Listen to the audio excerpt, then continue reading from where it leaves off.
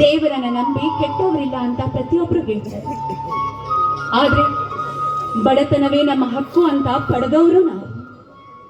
ಚಿಕ್ಕ ವಯಸ್ಸಿನಿಂದ ಪ್ರತಿನಿತ್ಯ ನಿನ್ನ ಪೂಜೆ ಮಾಡಿದಕ್ಕಾಗಿ ನನ್ನ ಕುತ್ತಿಗೆಗೆ ತಾಳಿ ಭಾಗ್ಯವನ್ನ ಕರುಣಿಸ್ತಾ ಇದ್ದೆ. ಏನು ನಮಗೋಸ್ಕರ ಹಗಲು ಜೀವನನೇ ತೈತಾ ಇರುವ ನನ್ನ ಅಣ್ಣ ಮುಂಗೋಪಿ. ಆದ್ರೆ ಆದಷ್ಟು ಬೇಗ ನಮ್ಮ ಭಾರ ಅವನಿಗೆ ಕಡಿಮೆ ಆಗುವ ಹಾಗೆ ಮಾಡಿ.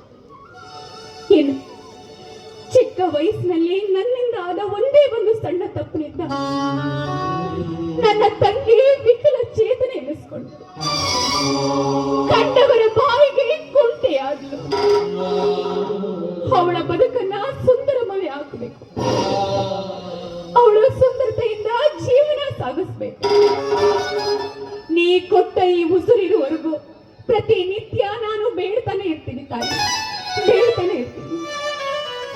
ಎಷ್ಟೇ ಕಷ್ಟಗಳ ಬಂದರೂ ಸಹಿತ ನಿನ್ನನ್ನು ನೆನೆಸ್ಕೊಂಡು ಹಾಯಾಗಿ ಜೀವನ ಮಾಡ್ತಾ ಇದ್ದೀನಿ. ಆದ್ರೆ ಈ ನಮ್ಮ ಕುಟುಂಬದ ಮೇಲೆ ಯಾರ ವಕ್ರ ದೃಷ್ಟಿ ಬೇಡದ ಹಾಗೆ ಕಾಪಾಡುವ ಭಾರ ನಿನ್ನಲ್ಲಿ ಕೂಡಿದೆ ತಾಯಿ, ನಿನ್ನಲ್ಲಿ ಕೂಡಿದೆ.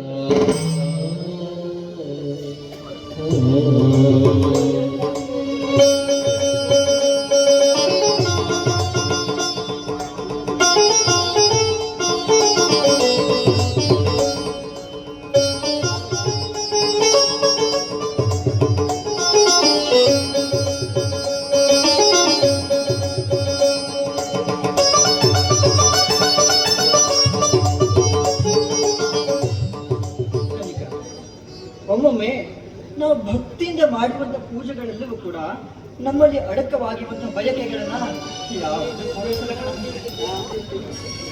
ಯಾಕಣ್ಣ ಪ್ರಸಾದದ ಸಮಯದಲ್ಲಿ ವಿಷಾದದ ಮಾತಾಡ್ತಾ ಇದೆಯಾ ಅಣ್ಣ?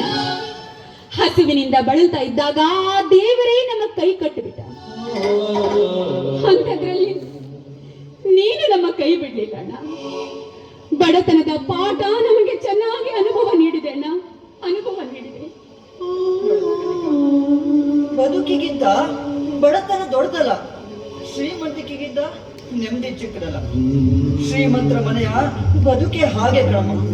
ಈ ಎಲ್ಲವನ್ನ ಮಾಡಿ ಏನೂ ಇಲ್ಲ ಎಂಬಂತೆ ನಟನೆ ಮಾಡುವಂತಹ ಮಾಯಾವಿಯ ಮನೆಗಳ ಮಗು, ಮಾಯಾವಿಯ ಮನೆಗಳು. ಅಡ್ಡ ಅಕ್ಕದನ್ನ ಮದುವೆಗೆ ಬಲವಂತವಾಗಿ ಒಪ್ಪಿಸಿದ್ದೀ ನಾನು. ಯಾಕಂದ್ರೆ ಸಾಕುವ ಗಂಡ ಜೊತೆಯಲ್ಲಿದ್ರೆ ಸಾಯೋ ದಿನದ ಜೀವನ ಸುಖವಾಗಿರುತ್ತಂತೆ ಅಂದಾಗ ಸತ್ಯದ ಬದುಕಿಗೆ ಭಯ ಬೇಡ ಅಣ್ಣ, ಬೇಡ. ಭಯ ಅಲ್ಲ ಕಣವ, ಇದು ಆತಂಕ. ಮನೆಯಲ್ಲಿ ವಯಸ್ಸಿಗೆ ಬಂದಿರುವಂತ ಮದುವೆ ಆಗದಿರುವಂತ ಹೆಣ್ಣು ಮಕ್ಕಳಿದ್ರೆ ಮನೆಗೆ ಕಂಡು ಕಾಮ 100 ಜನ ನೋಡ್ತಾರೆ, ಬೇಕು ಅಂತೇಳಿ ಹಂಬಲಿಸ್ತಾರೆ, ಕಲ್ಲನ್ನ ಹೊಡಿತಾರೆ.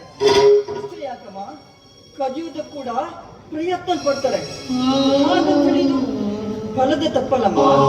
ಆ ಫಲವನ್ನು ಬೇಕು ಅಂತೇಳಿ ಗಿಡವನ್ನು ನೆಟ್ಟಂತ ನಾವೇ ತಾನೆ. ಅಣ್ಣ ಎಂಬ ಪದದ ಸಾರ್ಥಕತೆ, ಅಣ್ಣ ಎಂಬ ಪದದ ಅರ್ಥ ಶ್ರೀಮಂತರ ಆಲೋಚನೆಗಳಿಗಿಂತಲೂ ದೂರ ಇದ್ದರು ಕಣಮ್ಮ ನಾವು.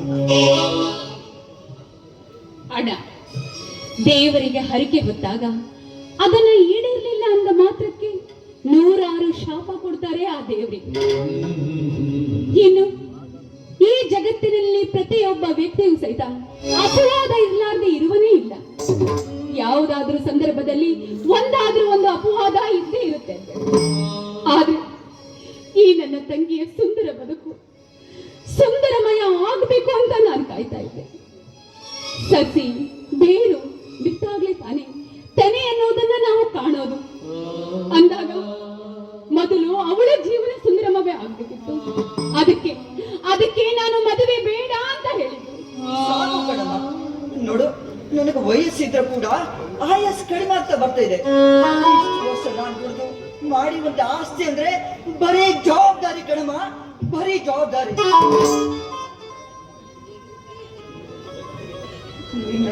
ನಿನ್ನ ಚಿಕ್ಕ ತಪ್ಪಿನಿಂದ ಇವತ್ತಿವಳು ಜೀವನ ಪರ್ಯಂತ ಶಿಕ್ಷಣ ಅನುಭವಿಸ್ತಿದ್ದಾಳೆ. ಇನ್ನೊಬ್ಬರನ್ನ ಆಶ್ರಯಿಸಿಕೊಂಡಿರುವಂತ ಇವರಿಂದ ನನ್ನ ಬದುಕಿನ ಚಿತ್ರಣಗಳೆಲ್ಲವೂ ಚಿತ್ರವಾಗಿ ಹೋಗಿದೆ ಅಮ್ಮ, ಚಿತ್ರವಾಗಿ ಹೋಗಿದೆ. ಜೀವನವೇ ಜೀವ ಹೋದಂತಾಗಿದೆ. ನೆಮ್ಮದಿನ ಸತ್ತು ಹೋಗಿರ್ಬೇಕಾದ್ರೆ ಕೂತು ಸುಮ್ಮನೆ ನೋಡ್ತಾ ಇರ್ಬೇಕು. ಇಷ್ಟಮ್ಮ ನನ್ನ ಪಾಡು, ಇಷ್ಟೇ. ಅಕ್ಕ, ಅಂದು ಬಾಲ್ಯದಲ್ಲಿ ನಿನ್ನ ಸಣ್ಣ ಚಿನ್ನದಲ್ಲಿ ನೀ ನನ್ನನ್ನು ನೂಕಿಬಿಟ್ಟೆ. ಅಂದು ನೂಕಿದ್ದಕ್ಕಾಗಿ ಅಂದು ಒಂದು ಕಾಲು ನನ್ನ ಊನವಾಯಿತು. ಹಾಗೆಂತ ಹೇಳಿ ಆ ಕೃತ್ಯಕ್ಕೆ ನಿನ್ನನ್ನು ದಳ್ಳರಿಯಾಗಿ ಮಾಡೋದಕ್ಕೆ ಸಾಧ್ಯನ ಅಕ್ಕ? ಇಲ್ಲ ತಾನೆ. ಹಾಗಿದ್ಮೇಲೆ ನಡಿಗೆ ಸರಿ ಇಲ್ಲದಾಗ ನಾವು ಯಾರಲ್ಲಿ ಏನು ಅಂತ ನುಡಿಯಲಿ ಅಕ್ಕ? ತಂಗಿ, ಚಿಕ್ಕ ವಯಸ್ಸಿನಲ್ಲಿ ನಂದಾದ ಒಂದು ಚಿಕ್ಕ ತಪ್ಪಿನಿಂದ ನಿನಗೆ ಇಂಥ ಪರಿಸ್ಥಿತಿ ಬಂದದ್ದು. ಈಗ ಪ್ರತಿನಿತ್ಯ ನೀನು ಇದನ್ನೇ ನೆನೆಸ್ಕೊಂಡು ಕೊರಗ್ತಾ ಇದ್ರೆ ಆ ಶಾಪ ನನಗೆ ತಟ್ಟಲಾರ್ದೆ ಇರ್ಲಾರ್ದೆ. ಇದು ಸತ್ಯ ಕಣೆ, ಇದು ಸತ್ಯ. ನೀವಿಬ್ರು ನನಗೆ ತಂದೆ ತಾಯಿಯ ರೂಪ. ನಿಮ್ಮಿಬ್ಬರ ಜಗಳದಲ್ಲಿ ಬಡವನಾಗುವವನು ಕೂಡ ನಾನೇ ಕಣಮ್ಮ, ನಾನೇ. ತಂಗಿಯ ಮದುವೆಯಾಗಿ ಅಕ್ಕನ ಮದುವೆ ಆಗಿಲ್ಲ ಅಂದ್ರೆ ಮಾಂಗಲ್ಯ ಹಿಡಿದ ಮಣ್ಣಾಗುವುದಕ್ಕೆ ಲೋಕದ ಪಟ್ಟಿಗೆ ಕಥೆಯನ್ನ ಕಟ್ಬಿಡ್ತಮ್ಮ ಈ ಸಮಾಜ. ಅಣ್ಣ, ಖುಷಿ ಪಡುವ ಸಮಯದಲ್ಲಿ ಈ ರೀತಿ ದುಃಖವನ್ನು ಪಡಬಾರ್ದು. ಇಂಥ ಕೋಪ ನನಗೆ ಸರಿ ಕೂಡ ಕಾಣುವುದಿಲ್ಲ. ಅಣ್ಣ, ನನಗೆ ವಿಕಲತೆ ಬಂದಿದ್ದು ಈ ನನ್ನ ಅಕ್ಕನಿಂದಲ್ಲ. ಈ ನಮ್ಮ ಬಡತನಕ್ಕೆ ಆ ದೇವರು ಕೊಟ್ಟ ಉಡುಗೊರೆ ಅಲ್ಲ. ಹೊಟ್ಟೆ ತುಂಬಿದವರಿಗಿಂತ ಹಸಿದವರಿಗೆ ಅನ್ನ ಹಾಕ್ಬೇಕನ್ನುವ ತತ್ವವನ್ನೇ ನಾನು ಮರೆತು ಬಿಟ್ಟೆ ಕಣೆ. ಇಂಥ ಪರಿಸ್ಥಿತಿಯಲ್ಲಿ ಸಪ್ತಪದಿ ತುಳಿಯಬೇಕಾದವಳು ನೀನು. ಆದ್ರೆ ಅದನ್ನ ನಾನು ಮಾಡ್ತಾ ಇದ್ದೀನಿ ಅಲ್ಲ. ನಾನು ಸ್ವಾರ್ಥಿ ಆಗ್ಬಿಟ್ಟೆ ಕಣೆ, ನಾನು ಸ್ವಾರ್ಥಿ. ಕನಿಕ, ನೀವಿಬ್ರು ನನಗೆ ತಂಗಿಯರು.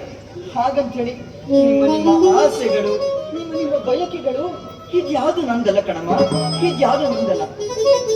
ಪಕ್ಷಿಯೊಂದು ಗೂಡು ಬಿಟ್ಟು ಹೋಗುವಾಗ ತನ್ನನ್ನ ಸಾಕಿದೋದು ಮರೆತು ಹಾರೋಗ್ಬಿಡುತ್ತೆ. ಅಂದಮೇಲೆ ನಿಮ್ಮ ಆಸೆಗಳು, ಹುಟ್ಟುವಂತ ಬಯಕೆಗಳು, ಹಾರುವ ಕನಸುಗಳು ಬಣ್ಣ ಬಣ್ಣದ ರಂಗಿನಾಡಿದ ಪ್ರಪಂಚಕ್ಕೆ ಮಾರು ಹೋಗಿ ತನ್ನ ಬಣ್ಣವೇ ಮಾಸಿದ ಮೇಲೆ ಮೂಸುವವರು ಇಲ್ಲದೆ ನರಕದ ಬದುಕಿಗೆ ಜೋತ್ ಬಿದ್ದವರಿದ್ದಾರಮ್ಮ ಈ ಸಮಾಜದಲ್ಲಿ. ಇದು ನನ್ನ ಉಪದೇಶ ಅಲ್ಲ, ಎಚ್ಚರಿಕೆಯ ಮಾತು. ಯಾಕಂದ್ರೆ ಬದಲಾದಂತಹ ಕಾಲಕ್ಕೆ ಏನೆಲ್ಲ ಆದರೂ. ಅಣ್ಣ, ಅಕ್ಕ, ನೀನು ಮುತ್ತೈದೆ ಆಗೋ ತನಕ ನನ್ನ ಕಾಳಿಗೆ ಮಾಂಗಲ್ಯವನ್ನು ಕಟ್ಟಿಸಿಕೊಳ್ಳೋದಿಲ್ಲ ಅಂತ ನಾನು ನಿನಗೆ ಅಂದೇ ಹೇಳಿದ್ದಾನೆ. ಕಾಡಿ ಬೀಳುವ ಗಂಡ ಸಿಗ್ತಾ ಇರಬೇಕಾದ್ರೆ ಅದನ್ನ ಬಿಟ್ಟು ಕೊಟ್ಟಿದ್ದು ವಿಷಯವಾದ್ರೆ ನಮ್ಮ ಬಡತನವನ್ನೇ ನಾವು ಅಣಕಿಸಿದಂತಾಗೋದಿಲ್ಲ. ಈ ಹರಣಿ ಈ ಭಗತನಿಗೆ ಯಾವತ್ತೂ ಭಾರಲ್ಲ ಕಣಮ್ಮ, ಯಾವತ್ತೂ ಭಾರಲ್ಲ. ನನ್ನ ಜೀವನದಲ್ಲಿ ಅದೆಷ್ಟೇ ತ್ಯಾಗ ಬಲಿದಾನ ಮಾಡಿ ಆದ್ರೂ ಕೂಡ ಇವಳ ಬದುಕಿಗೊಂದು ಅರ್ಥವನ್ನು ಕೊಡ್ತೇನೆ ಕಣಮ್ಮ, ಅರ್ಥವನ್ನು ಕೊಡ್ತೇನೆ.